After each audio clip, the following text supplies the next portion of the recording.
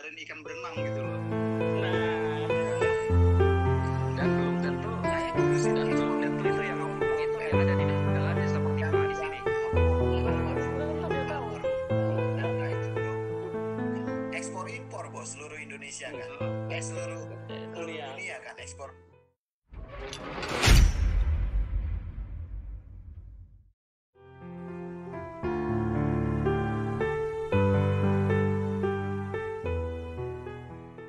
Ini udah mulai? Udah, lanjut. Halo? Udah? Wah gila, Udah. lu gak bilang-bilang lu, gua lagi nyuap nih. Aduh, Gak apa-apa. kelewatan nih. Bisa dipotong nanti kan, bisa dipotong nanti. Aduh.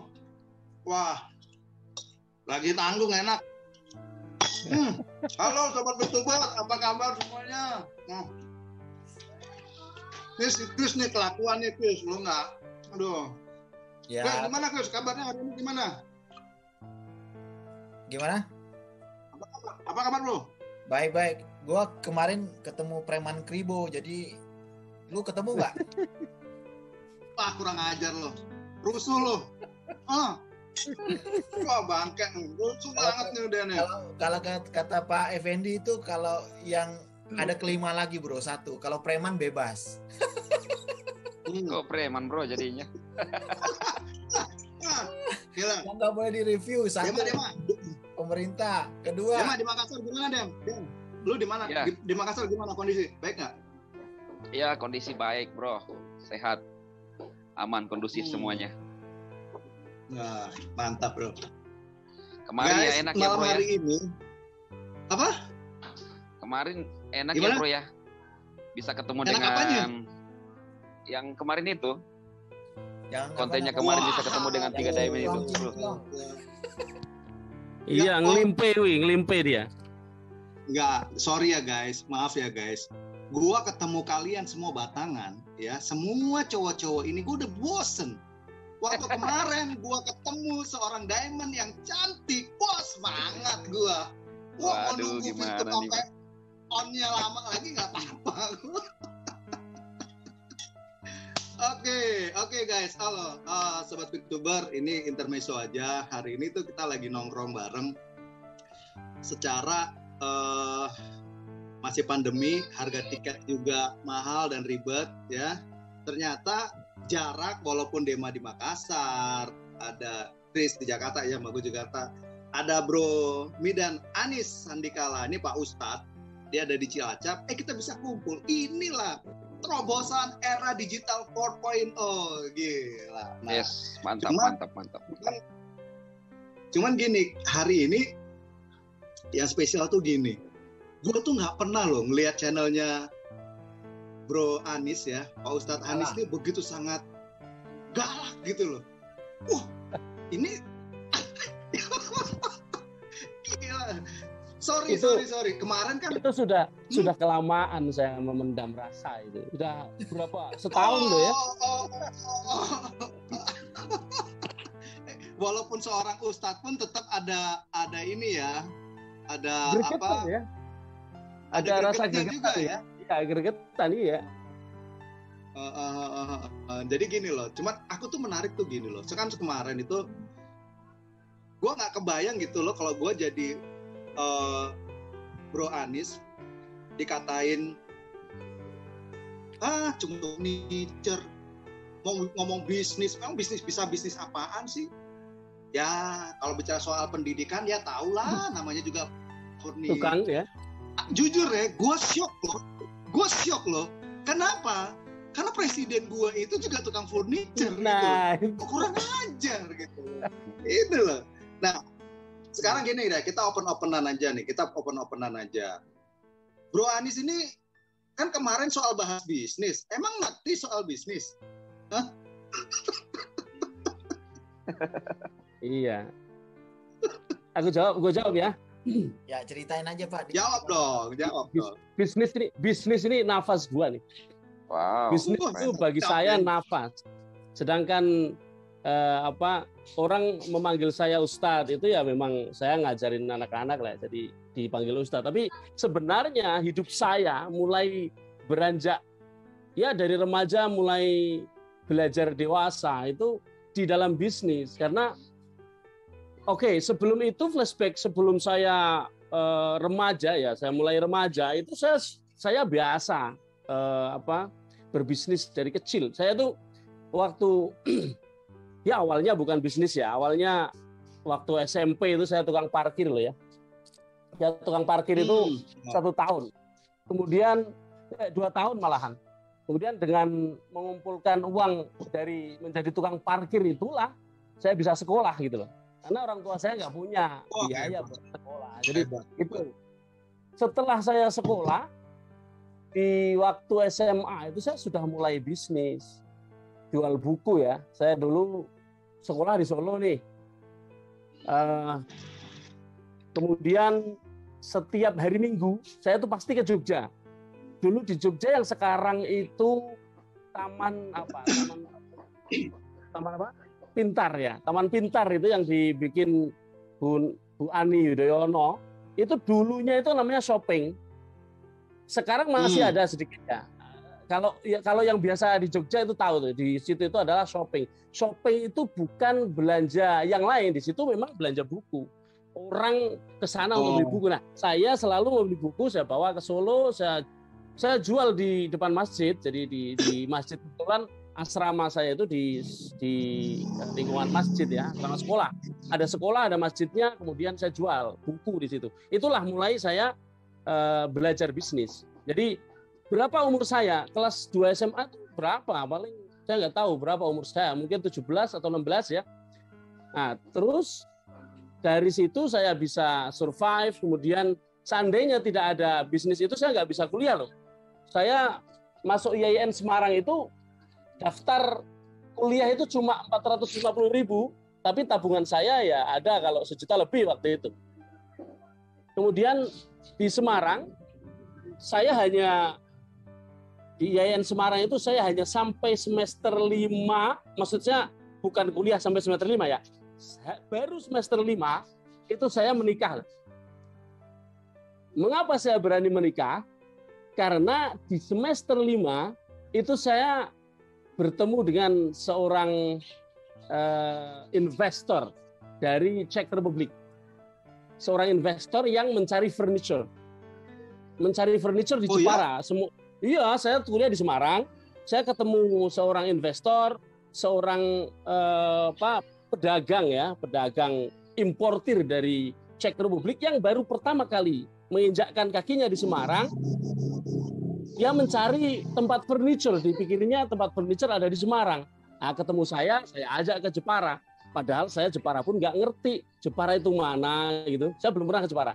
Jepara itu mana, terus gimana? Saya nggak ngerti waktu itu. Tapi saya punya satu keyakinan. Inilah yang saya pegang sampai sekarang. Ketika hati ini yakin, saya pasti ada jalan. Ketika saya punya keinginan kuat, pasti ada jalan. Saya tanya kawan-kawan kuliah saya yang di Jepara, yang rumahnya Jepara, saya minta diajak ke sana. Ayo kita jalan-jalan ke Jepara. Tapi jalannya lumayan bergengsi sama bule soalnya.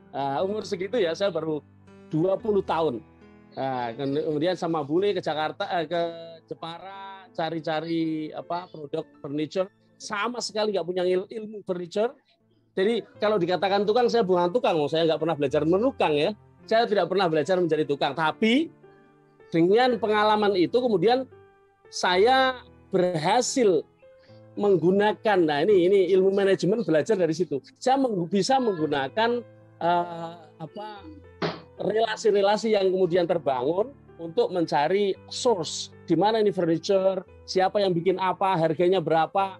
Saya sampaikan kepada investor itu apa yang terjadi. Hanya 3 hari saya dipercaya oleh dia dan dikasih duit banyak untuk bikin perusahaan. Nah, itulah saya bilang, saya tidak punya modal apa-apa, tapi saya langsung terjun ke dalam bisnis ekspor furniture dengan modal yang diberikan seorang investor. Makanya saya selalu gemes kalau orang mikir ini baru mau buka, masih nyari-nyari investor. Itu salah pikiran seperti itu. Artinya dia nggak ngerti bahwa bisnis ini tidak harus menggunakan uang dari saku kita, tapi bisa menggunakan uang dari orang lain. Yang penting bisnis bisa jalan. Nah, itu pengalaman pertama loh ya. Orang Czech Republic dan saya tidak lama. Ya, jadi di sini pengalaman itulah yang membuat Bro Anis juga mengerti ya bicara soal perizinan, Oh iya dong. soal sistem ekspor impor Itu yang membuat kayak gitu. Itu yang membuat saya mengerti betul bahwa setiap usaha, dan saya ini alami, saya lihat kawan-kawan yang lain, saya melihat di sekeliling saya yang memang pengusaha semuanya, tidak ada satupun di antara kami yang membuka usaha mencari izin dulu. Tidak ada satupun. Pertama jegur dulu, masuk ke dalam bisnisnya kira-kira sustain ya. Kalau sustain, urus izinnya. Tapi yang penting dengan investor itu ya kita mengadakan perjanjian. Tapi kan yang keluar antara kita dengan investor, yang keluar apa? Hanya akta saja, akta perjanjian di notaris. Dengan itu kita kemudian berbekal itu, dan tentu saja bekal uang. Harus ngurus izin. Kalau dulu masih apa? SIUP, TDP, NPWP dulu. Kemudian SIUP, kemudian TDP, kemudian macam-macam ada export license, ada macam-macam. Belakangan kemudian ada banyak izin yang lain, ada NIK lah. Saya pernah ketawa lihat orang bicara NIK dikiranya nomor induk kependudukan ya. Itu adalah nomor induk kepabeanan. Saya punya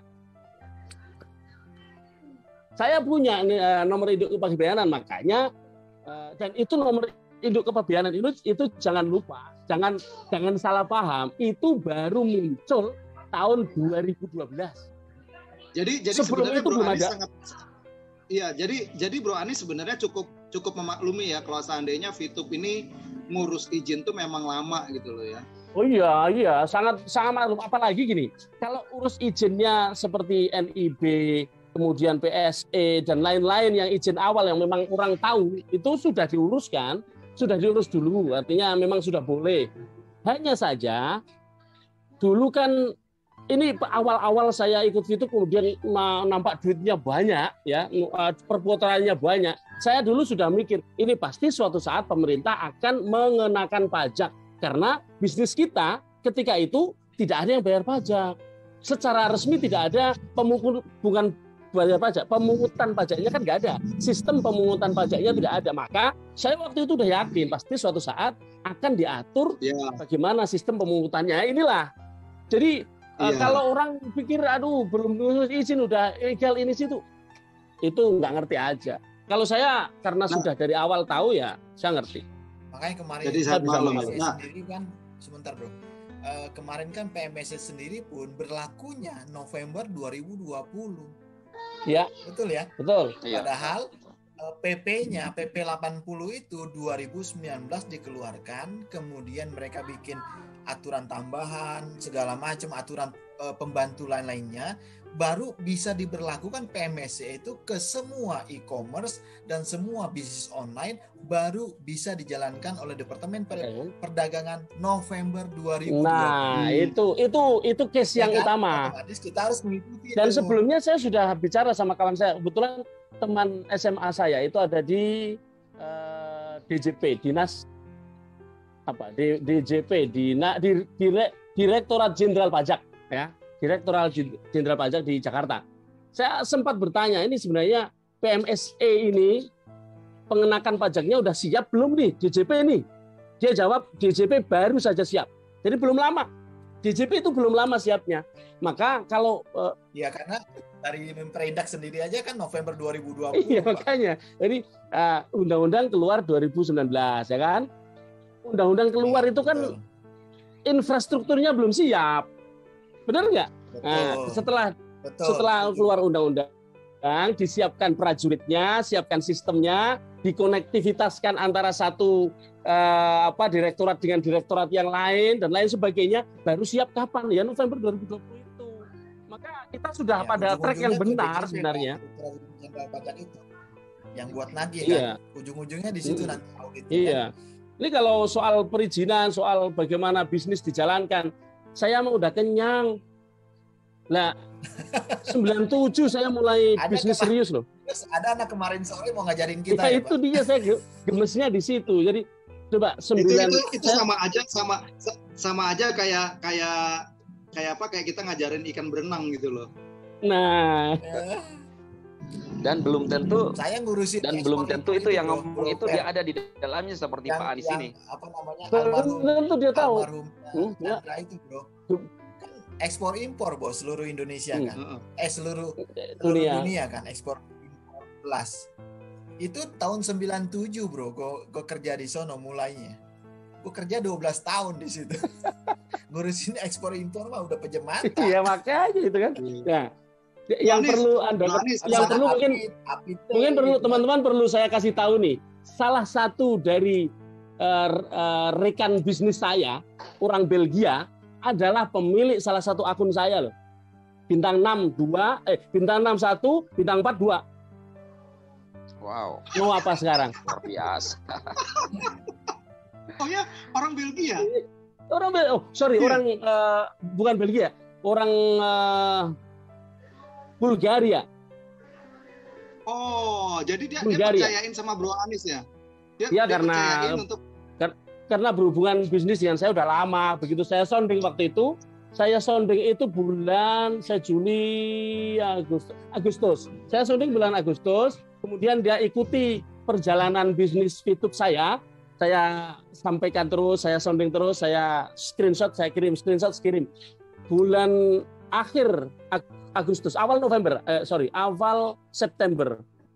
itu tanggal 2. Itu kemudian dia udah kirimin saya duit berapa waktu itu, 100 berapa gitulah buat ambil bintang 6. Terus sama hasil dari bintang 6 dia belum pernah ambil. Bintang 6 dia tidak pernah diambil, tapi dipakai untuk bikin bintang 6 lagi satu, bikin bintang 4 satu lagi, dan bikin bintang 4 satu lagi. Jadi udah punya 4 akun dia, tapi atas nama keluarga saya. Wow, luar biasa. Lu bayangin aja bro, waktu kuliah aja orang bisa nyerahin duit sekian ratus juta untuk ngebangin pabrik, ngebangin bisnis, apalagi sekarang udah bukan ratus juta, itu pertama saya diserai duit itu $200,000. Berapa coba? Itu tahun berapa itu Pak? 97. Waduh. Wow. $200,000. Saya kan dulu saya beli tas yang di sini dulu kan. Ini ada tas, kemudian di santol sini. Ya, isinya $2 di situ, nggak tak taruh bank. Paham nggak? Gila men, pusing. Artinya Bro Anies ini dari sejak muda sudah memang bergelut di dunia bisnis dan tahu semuanya. Terus yang sekarang kan sini sih bro, gini bro. Makanya saya bilang bisnis adalah nafas saya. Betul. Itu sebenarnya saya bilang nggak gampang orang percaya orang kan, gitu kan ceritanya kan. Ya. Ya itu gila, ya itu yang selalu saya ingatkan adalah integritas itu yang penting. Pada saat integritas kita, orang tidak segan-segan untuk menyerahkan kepercayaan itu, bisa macam-macam, bisa rumahnya, bisa asetnya, bisa uangnya, kan gitu ceritanya. Gitu bro. Malahan gini, saya ada satu klien itu yang dari 97 orangnya udah meninggal. Kemudian tahun 98 saya ada partner juga Australia, dia juga udah meninggal, udah agak lama. Kemudian tahun 99 saya masih bersama orang Australia ini. Saya kemudian juga join dengan orang. Jadi saya kalau bikin perusahaan, saya tidak bikin perusahaan 1, 2, 3, banyak. Setiap saya kenal orang luar negeri yang bawa duit, saya diminta untuk urus perusahaan dia. Sini duitnya saya urus. Jadi saya dalam waktu yang sama itu bisa urus 5 perusahaan. Asing semuanya. Nah, salah satunya namanya Yamila Gutierrez. Orang aslinya adalah orang Kuba, tapi kemudian hidup di di Miami, di Florida. Sampai hari ini dia masih jadi klien saya. Kalau tanpa integritas nggak mungkin itu terjadi. Bro, saya mau tanya nih, gimana sampai bisa orang gitu percayanya kepada Bro Anies ya untuk mengelola duit-duit yang besar itu? Apakah ada memang komunikasi sebelumnya, ada yang dibangun? Ini kan pertemuan istilahnya masih awal lah, kok bisa sampai begitu yakinnya ya? Mungkin gini, mungkin jawabannya apa perlu saya undang ini orang Bulgaria biar dia yang cerita kenapa percaya sama saya. Ya, betul Pak. Itu lebih ngena Pak. Lain waktu kita Zoom, saya akan ajak dia untuk ikut Zoom ya. Betul Saya ya Pak. percaya Betul. orang yang seperti Bro Anies ini yang punya integritas, yang bisa dipercaya, yang ngomongnya tidak apa ya, tidak berubah-berubah, iya kan? Ya, betul. Sebentar. Ya, yang tadinya kan ada orang tuh yang sekarang lagi menarik nih, yang di konten-konten Bro Anies nih yang bahas tentang money laundry, tentang pencurian, sudah membahas tentang seseorang yang bingung, ya. Dan orang itu adalah yang menurut saya juga ya tidak bisa dipercaya, karena ini bahaya orang begini menurut saya. Tidak punya integritas. Tidak punya integritas, karena bisa saja orang seperti ini dalam sekejap meninggalkan kita. Bayangkan. Betul. Jadi gini, makanya di dalam konten saya bilang, kemarin maling, sekarang riba. Itu ketiadaan integritas dalam berpikir pertama. Yang kedua, saya kemudian cuplik video dia yang mengatakan 10.000% halal. Tiba-tiba video yang berikutnya riba. Nah, ini menunjukkan bahwa dia pertama tidak punya integritas, yang kedua dia menjalankan hidup tanpa ilmu. Tidak ada kesinambungan. Sebenarnya aku sebenarnya gini, aku mau tanya, sebenarnya Bro Anies ini pendidikannya apa sih? Sorry nih. Oh iya. Oke, saya cerita pendidikan ya. Saya mulai mengenal bisa berbicara, bisa merespon bicara orang lain, artinya sangat kecil. Itu yang diajarkan sama saya ngaji pertama. Ngaji ya. Jadi ilmu agama. Sampai bapak saya meninggal tahun 2013. 2013. Itu saya ngaji sama bapak itu, tidak ngaji itu hanya 2 tahun sebelum beliau meninggal, karena beliau kena penyakit tua, apa itu namanya, yang semua lupa itu. Amnesia. Oh iya. Alzheimer. Penyakit tua, bukan amnesia, bukan. Nggak mengenali anaknya, semuanya lupa pokoknya. Pikun bahasa Indonesia. Pikun. Nah, dia pikun 2 tahun. Hanya karena pikun itulah saya nggak belajar sama beliau. Nah, kemudian soal agama itu ya. Saya sekolahnya saya tidak pernah SD loh ya. Pas itu ada kaget. Saya nggak pernah sekolah SD. Saya sekolah MI ya, Madrasah Ibtidaiyah, kemudian Madrasah Sanawiyah, kemudian Aliyah, Madrasah Aliyah, kemudian IAIN. Sekarang UIN, dulu IAIN. Kemudian kalau bicara lah, kalau hanya S1 semua orang S1 lah ya. Nah, sekarang ini saya sedang ngerjain tesis. Meskipun udah tua saya masih mau belajar itu. Saya lagi ngerjain S2 dong. S2 ya, dong. Lagi. S2 ya. Saya lagi mau nyelesain S2 paling semester depan selesai. Bicara Bukan soal S2 bisnis, itu, bro, ya? pengalamannya ada. Bicara soal pendidikan, S2. Jadi Nah, sebenarnya gini, kalau pendidikan di S1 saya ambil beberapa nih. Saya pertama ambil pendidikan bahasa Arab. Jadi ada di Fakultas Tarbiyah namanya, pendidikan bahasa Arab. Kemudian saya pindah ke syariah. Syariah itu hukum Islam. Di dalam hukum Islam itu ada perdata, ada pidana. Kebanyakan perdata, tapi pidana itu ada minimal 4 SKS kalau nggak salah. Kemudian selain itu saya juga terakhir itu saya belajar tentang muamalah. Muamalah itu perbankan Islam. Ya, Islamic Banking IB. Nah, kemudian di S2 saya ngambilnya apa? Manajemen sumber daya manusia. Saya kira S2 ini kayaknya salah orang nih kalau nembak Bro Anies nih, salah orang nih kayaknya. Jadi salah orang nih. Bro, kan Bro Anies. Kalau pertanyaan gua ya. Kan gini. Silakan. Kalau saya kan ya tahu sendirilah kan, kita nggak ngerti Bro mengenai riba itu apa, karena ilmu kita tuh nggak nyampe ke sana dan memang nggak belajar gitu kan, dan nggak masuk juga riba itu apa. Kemarin kan sempat ada yang ngomong, wah bisnis ini riba segala macam itu kan. Bisa dijelasin singkat nggak sih dengan pengalaman S1-nya ngambil bisnis karena kan memang ngambil bisnis kan. Iya, bisnis yang berhubungan dengan yaitu berkaitan dengan keuangan ya dan segala macam gitu kan.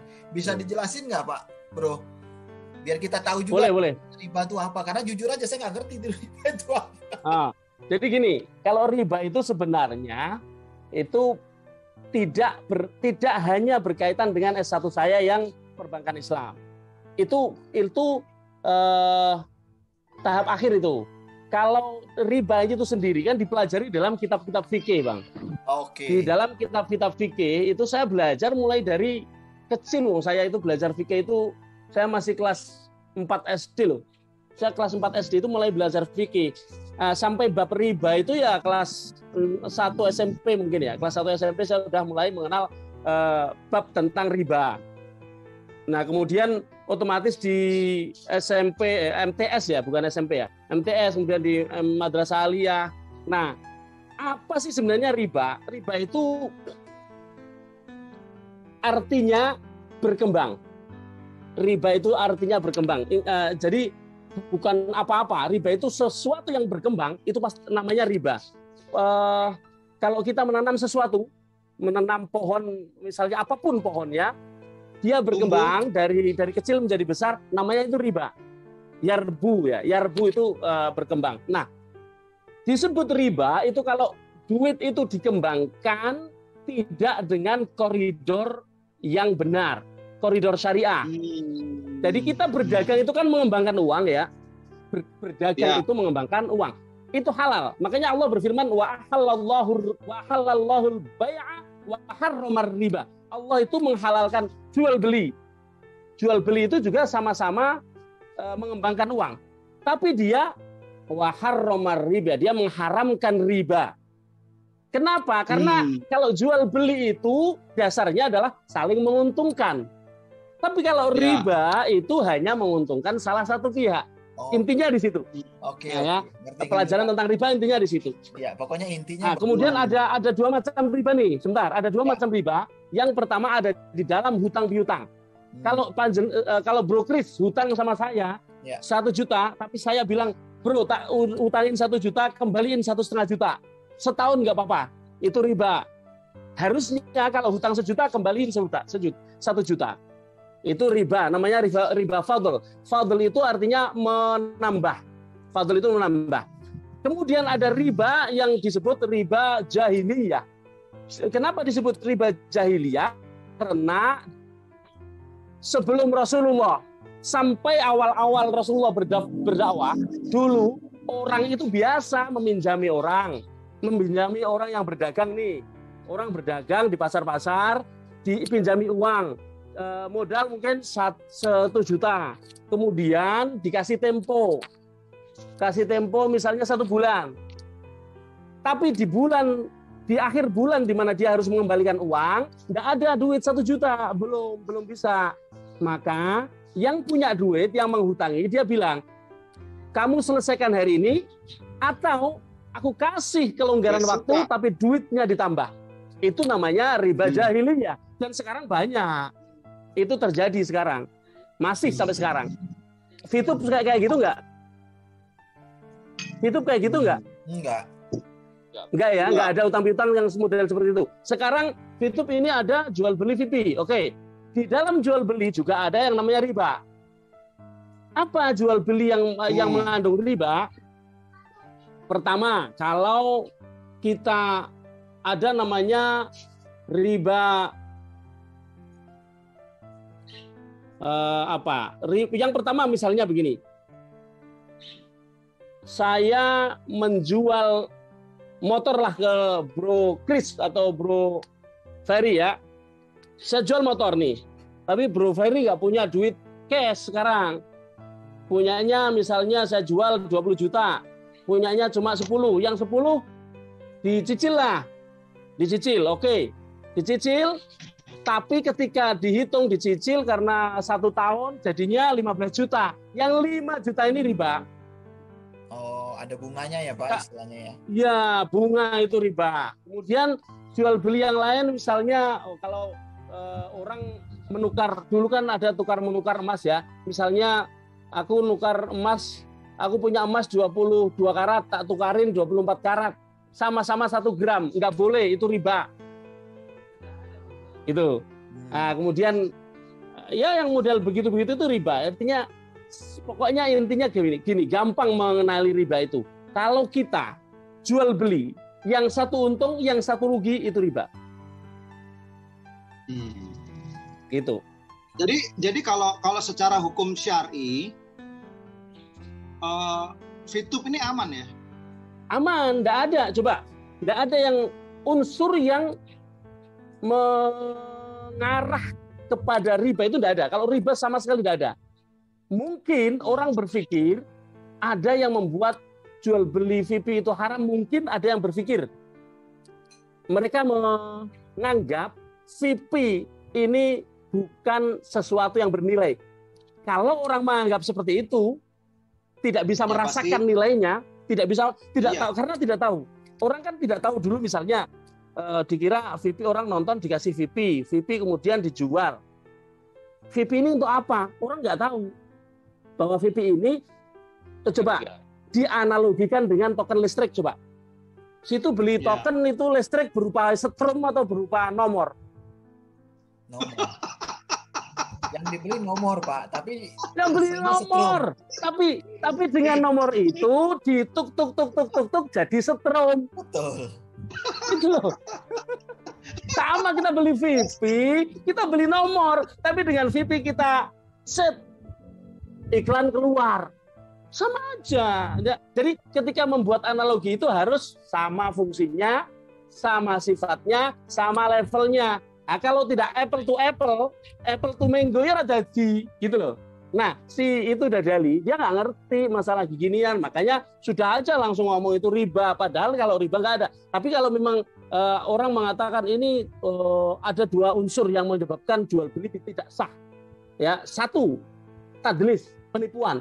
Orang menipu misalnya aku menjual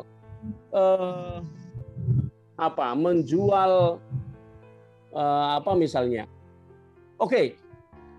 Aku jual satu box isi, aku bilang isi roti. Isinya roti ini satu box. Ternyata dalamnya nggak ada roti, atau satu box isi roti 1 kilo. Tapi saya isi rotinya cuma 500 gram. Nah itu namanya nipu, penipuan, nggak sah. Atau gharar itu ketidakjelasan, seperti beli kucing di dalam karung. Aku punya misalnya nih, aku punya kambingnya lagi hamil. Nah, wes tuku anak kambingku yang ada di dalam perut mamahnya kambing induknya kambing. Beliau itu yang ada di dalam induknya kambing itu tidak boleh. Karena apa? Karena ada gharar itu ketidakpastian. Yaitu kambing kalau melahirkan mati apa hidup, kan nggak jelas mau mati atau mau hidup. Nah itu kan ketidakjelasan seperti ini menyebabkan jual beli tidak sah. Nah sekarang ada nggak unsur-unsur semacam itu di YouTube? Nggak ada. Ya sudah, berarti halal. Wah, jadi udah kejawab ya teman-teman ya. Jadi teman-teman semua para VTuber yang lagi galau gara-gara dengerin ocehan yang nggak jelas yang mengatakan VTube itu riba, haram. Wah. Ya bener tuh. Jadi Bro Chris gimana? Udah kejawab Bro Chris? Udah ngerti gua. Cuman tadi mungkin yang Bro Dema mau tanyakan tadi yang mengenai money laundry dikit ya, Bro.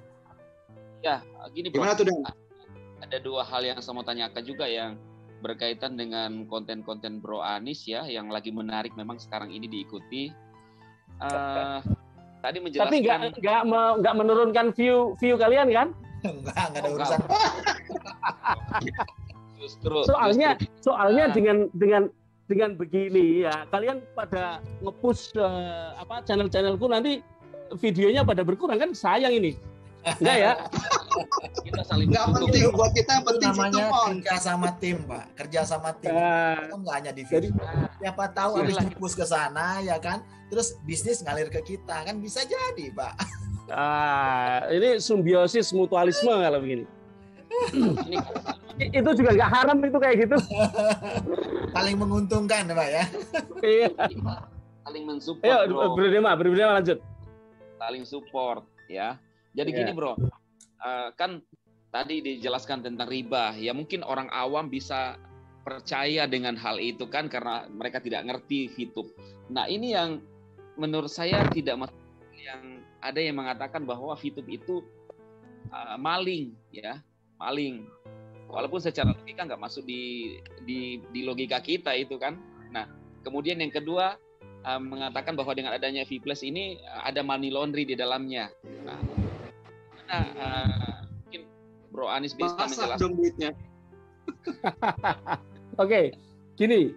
Kalau yang saya tangkap dari omongannya Dadali soal VTube itu maling, itu dia itu merasa bahwa orang-orang yang membeli VIP kemudian dibeli dari siapa? Dari kita yang punya VIP ya. Belum tentu, kita Bro Ferry belum punya banyak VIP kan, baru nggak sebanyak saya kan Bro Ferry ya. Oke lah, Kak. Gua di bawah 50 VIP malah. Oh, oke. Ya, orang-orang seperti Bro Ferry yang masih baru karena masuk YouTube kan belum lama ya. Nah, itu merasa dia membeli VIP, membeli pada sesama member, kemudian seperti merasa dibohongi, merasa ditipu, merasa diambil uangnya gitu loh. Nah, itu maksudnya maling itu seperti itu. Tapi maling itu pertama, unsur maling ya. Kita harus tahu ini unsur maling itu. Pertama, mengendap-endap. Ngelimpe siapa ngelimpe bahasa Indonesianya? Apa sih? Tiarap atau mencari kesempatan di mana orang tidak mencari kesempatan lengahnya orang baru diambil. Ya kan? Kalau nggak lengah masa bisa diambil? Yang mengendap ya, lah istilahnya ya. Nah, itu benar. Itu maling ya kayak gitu. Nah, VTube ini kita berhadapan-hadapan loh. Bro Chris, aku butuh VIP 50 nih. Itu punya enggak? Punya misalnya. Ya udah ayo kita transaksi. Emang kayak gitu bisa dikatakan maling? Tidak bisa. Kalau mau menuduh, tuduhlah itu penipuan gitu loh. Tuduh itu nipu. Tapi siapa yang ditipu? Belum ada yang merasa ditipu. Kecuali orang gila. Gitu kan? Nah, oke. Soal maling terjawab ya. Kemudian ya. awalnya bilang maling, kemudian bilang riba. Tadi riba udah saya jawab. Kemudian ini saya akan menggambarkan bagaimana struktur otak yang sedang bingung gitu loh. Struktur otak yang sedang bingung ini karena bingung mau menjelekkan dengan objek apa gitu loh. Dengan fungsi menjelekkan itu dengan cara apa itu loh. Bingung. Pertama begini, kedua begitu. Kemudian sampai pada titik di mana saking bingungnya nggak ngerti apa yang terjadi, dia tiba-tiba ngomong YouTube ini kan ilegal. Kemudian supaya legal dibuatlah perusahaan namanya V+. Itu kan berarti money laundry. Money laundry bahmu kan gitu. Kenapa saya bilang bisa money laundry bahmu? Money laundry itu apa sih? Jangan-jangan nggak ngerti ngomong money laundry. Aduh, money laundry itu nyuci uang, uangnya kotor. Di mana bisa kotor? Mungkin 1, korupsi. 2, bobol bank. 3, nyuri atau merampok dalam jumlah yang besar. Saya tahun 2001 saya dulu dihubungi Agung Badede, orang Afrika Selatan. Nah, ya karena saya cukup berpengalaman sehingga tak buat main-main aja waktu itu. Dia menghubungi saya melalui email, menawarkan. Dia bilang bahwa saya adalah seorang attorney. Attorney itu notaris ya. Notaris, saya mantan pejabat bank ini gitu. Dia bilang saya ada duitnya seseorang namanya ini, orangnya udah mati, duitnya mengendap, nggak ada yang bisa ambil. Kamu tak bikinin surat kuasa untuk mengambil gitu. Nah, duitnya besar loh. 1.397.000 saya masih ingat. 1.397 US dollar. Dia bilang nanti kita bagi 2. Duit aku kirim tidak melalui bank, aku masukkan berangkas, aku kirim lewat kontainer. Kamu kan import nih, saya juga import soalnya. Nah, masukkan ke dalam kontainermu. Kalau itu terjadi, duit dibawa ke sini, kemudian saya anggap ini duit untuk membeli furniture atau apa segala macam, jadilah money laundry gitu loh. Nah ini nggak ada. VTube duit dari mana? Siapa yang punya duit?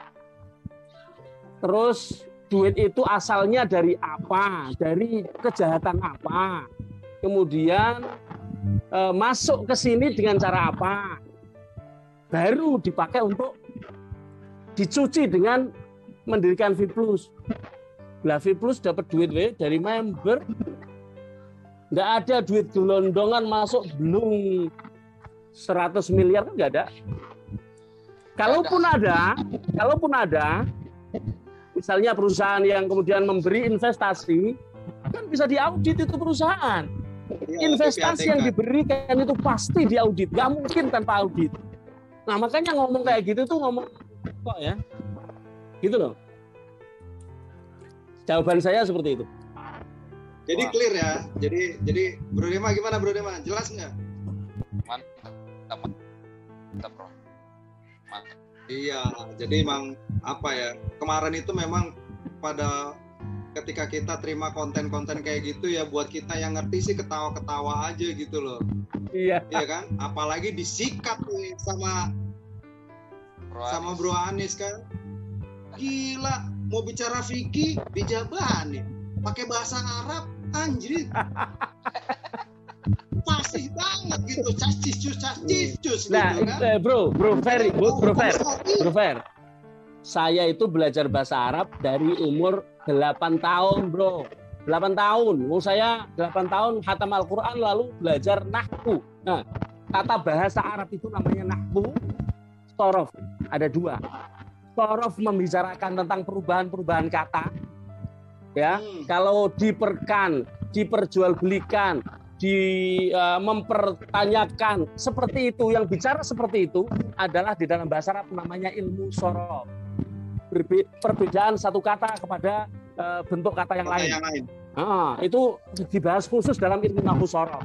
Kemudian membacanya apakah doroba atau dorobu atau dorobi ya, nggak ada kalau dorobi ya.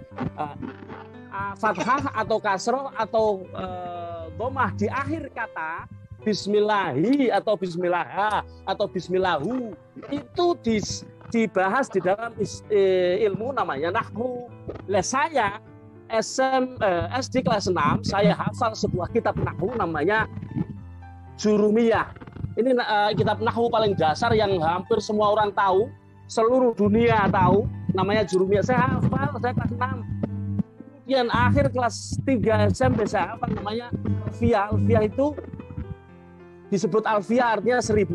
Apa 1000? 1000 bait syair yang muatannya adalah tata bahasa. Namanya Alfiyah Ibnu Malik. Alfiyah yang dikarang oleh Ibnu Malik. Kalamuna lafdzun mufidun kastaqim wasmun wa filun tsumma harfunil kalim wahidu kalimatun wal qalu wa kalimatun wa kalamu. Kalau enggak hafal dari kecil mana tahu enggak. Tapi karena hafal dari kecil sampai mati pun insyaallah hafal. 1000 bait loh. Enggak macam-macam, 1000 bait. Nah, kalau hanya baca kitab ya nah, makanya kalau yang saya digugat soal pengertian riba, ini masalah fikih, ya ketawa saya. Bro Chris, gitu gimana tuh ngadepin orang-orang kayak gitu tuh ya? Kalau merasa dirinya paling itu pintar. tadi kan kita sempat ada Zoom meeting Pak Fernando. Pak Fernando. Boleh jadi gila, nggak apa-apa. Tapi jangan jadi bodoh. Orang gila tuh banyak. Itu sindiran pedas itu. Iya, orang gila tuh banyak yang sukses karena Einstein orang gila gitu kan. Tapi yang jadi masalah kalau udah jadi bodoh, ya susah suksesnya, bro. Iya, nggak akan bisa menghadapi apa-apa kalau bodoh. Iya, jadi apalagi orang bodoh sok pintar, udah deh, ini satu tuh. Selesai dah. Selesai sudah gitu. Gue jujur ya, gue tuh jujur tadinya tuh nyari terpesona loh. Karena kan gue ngelihatnya kan gini kan, dia kan artis ya kan, dia populer, artis ibu kota gitu. Jadi ketika dia ngomong, tukang furniture nih, emang pendidikannya apa? Gue sih, ya juga ya. Jangan-jangan nih Bro Anies nih sok-sok keminter nih gitu kan. Wah apalagi dia pas ngomongin soal riba kan, wah gila nih artis nih kayaknya ilmunya dalam banget ya. Bener nggak? Wah pas ngeliat Bro Anies bikin video konten yang baru, waduh kacau ini mah. Ternyata secara bisnis dia udah 30 tahun men. Berapa puluh tahun tuh? Terus yang kedua hampir ke 30 negara. 2001, 21 tahun. 21 tahun udah mengekspor ke 30 negara. Lebih Kan? Iya, lebih. Terus bicara soal pendidikan, Bro. S2. Ini tukang furniture apa nih? Ini kan ilmu agamanya. Waduh deh, gua nggak jadi terpesona deh. Gua lebih terpesona sama Bro Anies nih kalau kayak gini. Ya, sekarang gini aja. Banyak orang misalnya S1, S2. Tapi baca kitab model begini nggak? Ini kitab ada 27 jilid loh. Kalau saya punya, masa nggak tak baca? Jadi bukan Terus cuma kita pajangan ya? Nah, ini dibaca di meja saya tuh. Nah, belum yang ini ada 18 jilid. Ini beda sama itu ya, tuh. Lihatin bedanya tuh, beda kan warnanya beda kan? Tuh. Berat bro. Jadi kalau banyak orang yang bilang bahwa orang-orang VTuber itu orang-orang orang-orang goblok, kayaknya kalau ngeliat ini, aduh. Sebenarnya ini juga pelajaran buat orang di luar sana yang melihat apa yang terjadi di VTube. Jangan meremehkan orang lain, jangan mengecilkan orang lain tanpa mengetahui apa yang sebenarnya terjadi. Seperti yang Bro Fer sempat juga kagum dengan seseorang yang katanya artis. Yang Bro Fer artis, tapi ternyata setelah kita lihat apa yang keluar dari mulutnya meremehkan orang lain, yang belum tentu orang lain seperti itu, seperti Bro Anies ini luar biasa. Coba diperhatikan setiap konten saya sejak menanggapi Dadalia, pasti ada ocehan burung sepanjang omongan saya. Kenapa? Kebetulan saja Dirga ini kan vokalis band Dadali ya, benar ya? Dadali itu band bukan? Iya. Ya setahu saya sih band. Nah, Dadali itu kan burung ya? Betul, Pak. Nah, saya jadikan itu ada ocehan burung, saya punya burung, saya beli supaya kalau konten saya ada suara burung, karena saya lagi jawab ocehan burung.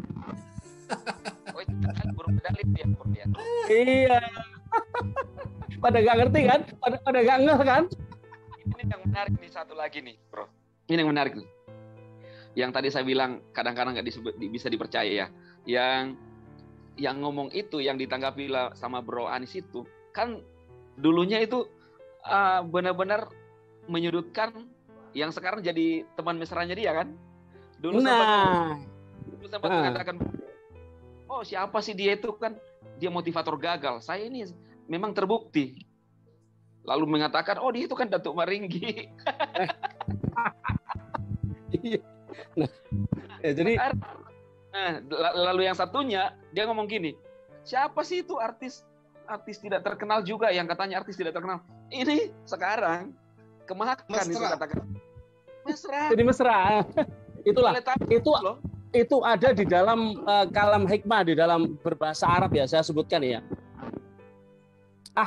Habibaka haunan ma. Cintailah yang kamu cintai, apapun, harta, kekayaan, jabatan, istri, pacar, apa saja. Haunan ma, sekedarnya saja. Asa ayyakuna baghidaka yauman ma, suatu saat bisa jadi dia orang yang kamu benci. Baghidaka haunan ma, dan bencilah objek apa saja, haunan ma, sekedarnya saja. Asa ayyakuna habibaka yauman ma, suatu saat bisa jadi kekasihmu. Ini sama kayak Dadali. Seperti Teletubbies aja ya. tapi kalau gue sih jujur sih, kalau bicara soal jam terbang ya gue appreciate lah untuk seorang Teja Chandra. Artinya gini, kalau menurut gue dia memiliki orang yang konsisten gitu loh. Oh iya kan, iya dia sangat konsistensinya tinggi.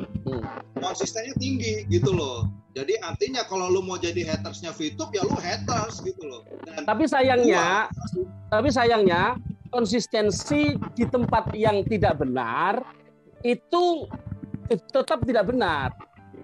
Jadi dia konsisten bukan hanya konsisten menyorot VTube, tapi konsisten di jalan yang salah. Apa?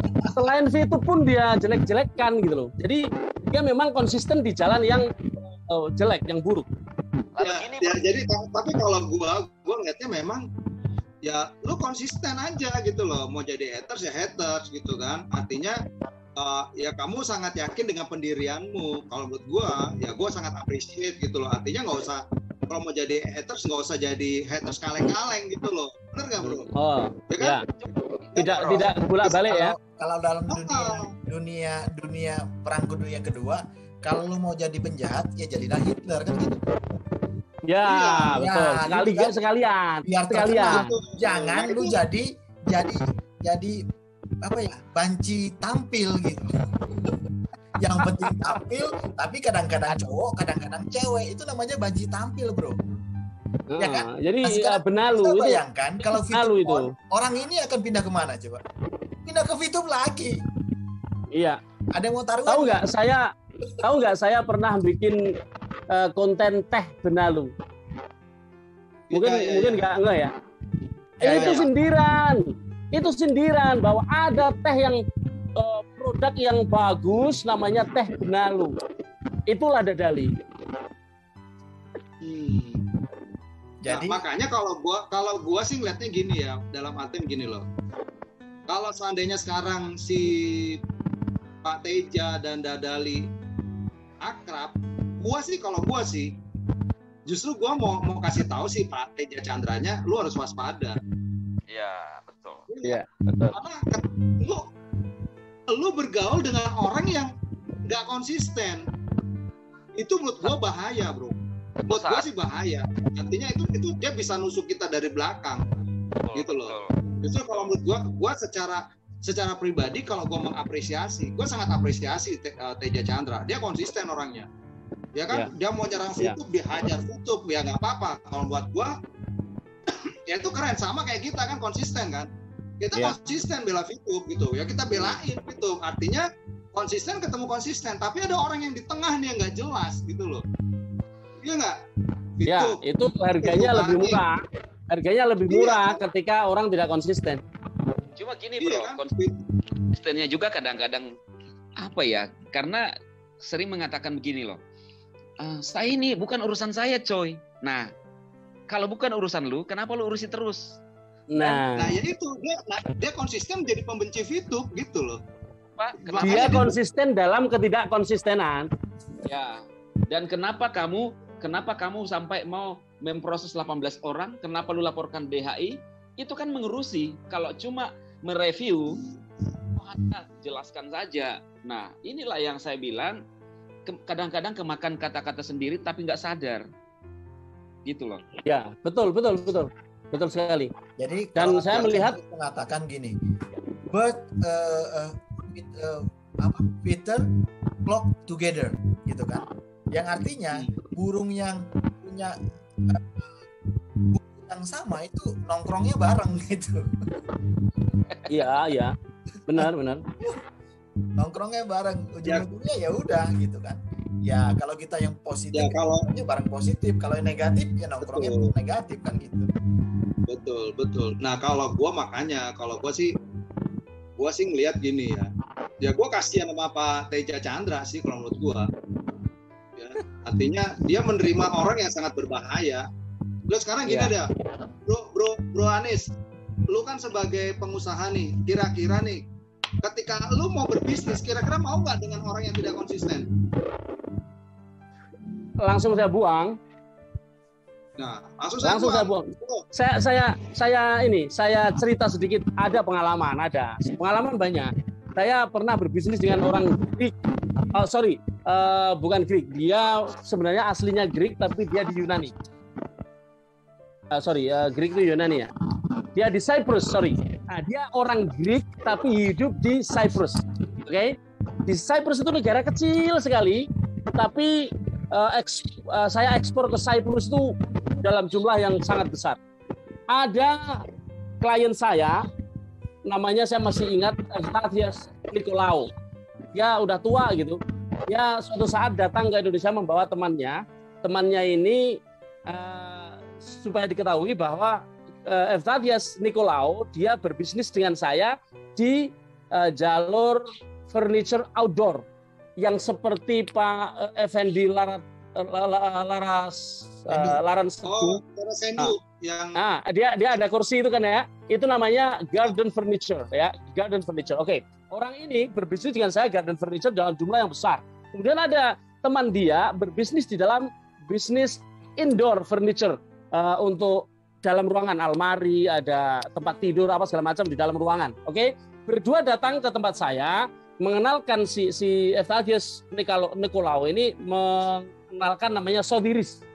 Mr. Sodiris kepada saya, mengenalkannya begini. Anis, ini Sodiris teman saya, teman akrab, dia mau beli hanya mau berbisnis seperti saya. Dia tidak mengatakan hanya indoor ya, tidak hanya indoor. Tapi dia mengatakan dia mau ikut bisnis dengan saya. Tolong nanti kalau dia pesan layanin aja.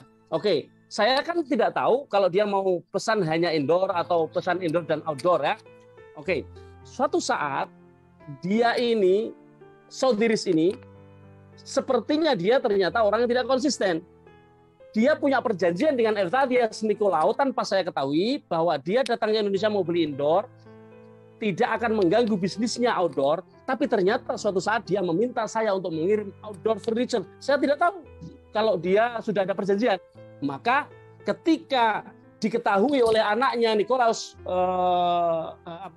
Evthathios Nikolaou namanya Kyriakos kemudian telepon saya, Anis, gimana ini si Sodiris kok bisa pesan outdoor? Lah, memang kenapa? Kan dikenalkan saya mau beli furniture ke saya, ya saya layani, itu pesannya bapakmu saya gitu. Nah, ternyata mereka ada perjanjian. Nah, saat itulah saya kemudian langsung telepon klien loh, saya telepon sama si Sodiris. Saya marah besar sama dia. Kamu menjerumuskan saya.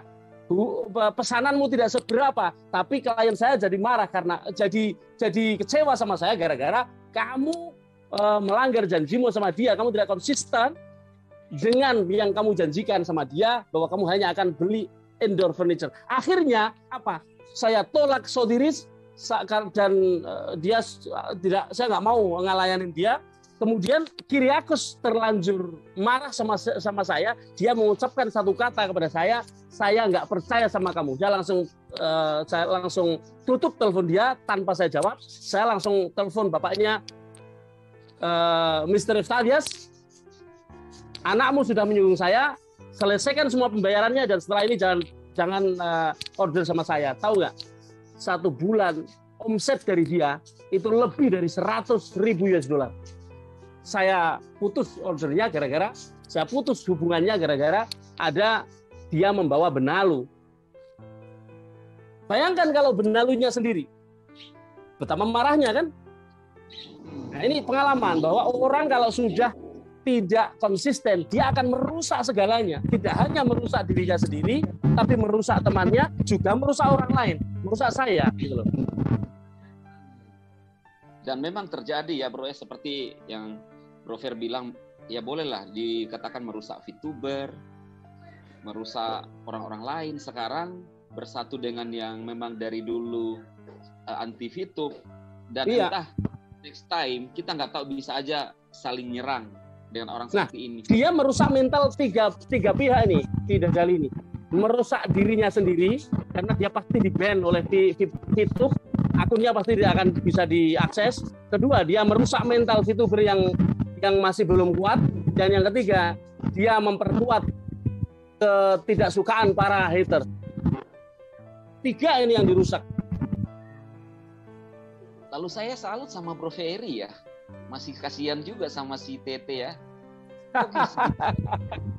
Aja dia preman kribo tapi hatinya Teletubbies bro. Orangnya lagi makan mie kayaknya. Kalau gue sih, kalau gue memang kalau masuk gua sih terminal mana ada yang berani gangguin dia coba? Kalau gue tuh gini, gue prinsip gue gini loh, kan kalau gue itu kan menghargai pertemanan, ya. Jadi kan banyak orang-orang tuh yang nanya sama gue gini, kenapa sih kok lu nggak mau frontal sama Pak Teja Chandra gitu kan? Lu tahu nggak? Pak Teja itu, gue punya teman ini teman baik gue punya teman baik. Ternyata dia berteman dengan Pak Teja. Nah, teman baik gue ngomong, bro, udahlah, nggak usah ribut-ribut, gitu loh. Nah, sekarang pertanyaan gue, yang gue hargai itu adalah teman gue, karena gue menghargai prinsip pertemanan, gitu loh. Jadi artinya gue nggak mau, nanti kalau gue mau bicara soal ego ya gue pengen lah, gila lo men, usaha gue, bisnis gue dibantai gitu kan. Tapi apa yang lebih berharga?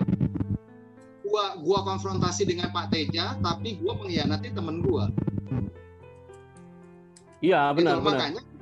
Makanya gua bilang, gua kasihan sama Pak Teja dengan merapatnya Dirga Dadali. Kenapa?